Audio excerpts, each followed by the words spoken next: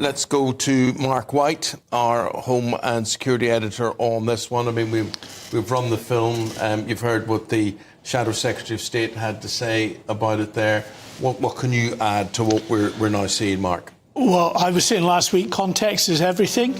We only got a very short, right at the end of events, of course, showing that man being kicked in the head and then stamped on, which looked very bad, but we knew nothing of what led up to this. And now, of course, this new video that was obtained by the Manchester Evening News does show a very violent attack on those three police officers. Now, just to put it in context, what had happened was that the police had received reports of allegations of a violent assault in and around Manchester Airport.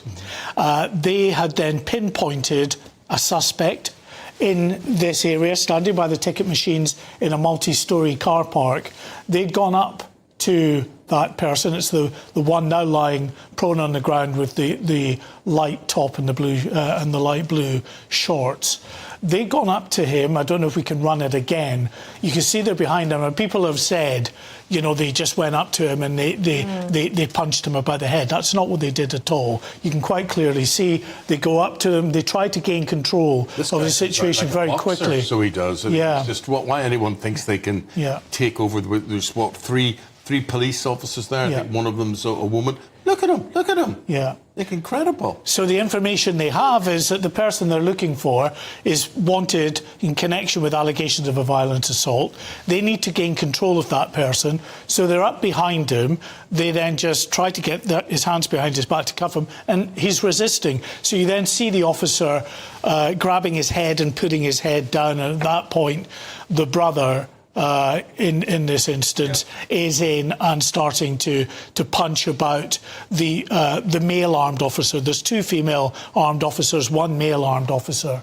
Listen, you used the whole word context, and you're absolutely right. However, I would look at the police officer and I would say, you lost it, you went too far, you lost control there. He's still going to find it hard to come out of this smelling of roses, isn't he? Well, I'm not prepared to go that far and categorise it as that, because I don't know what that individual officer perceived. Remember, these two men, we've counted it, were responsible between them for punching those three officers in and around the head 15 times, 15 separate punches, and that male officer received at least half a dozen punches to the head. So I don't know what kind of state he was in, concussed, confused. He was on the ground at one stage as a female officer finally got a taser shot off, which incapacitated the boy in the blue shorts. This officer fell with that young man to the ground. Now, we don't know. He immediately jumps to his feet again, and then a split second later he kicks. Now, why he was kicking, I don't know. As I say, I'm not in that officer's head, but it was a very violent, fast-moving situation where he is armed with a firearm that he's desperate that these people who have been very violent don't get a hold of.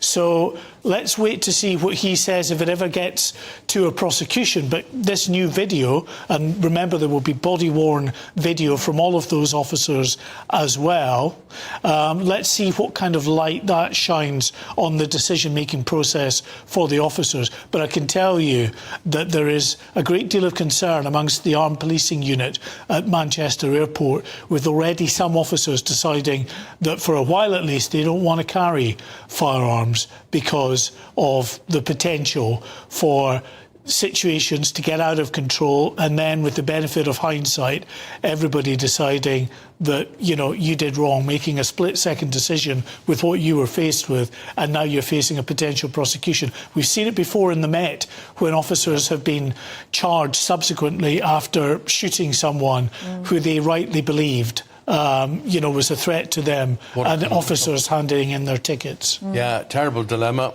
for anybody, and you would say, why would anybody even want that job, you know, to be in charge of a firearm, or trying to protect people at an airport and being judged the way you would be judged. Mark White, for the moment, thank you very much indeed. Very much appreciate your analysis on that.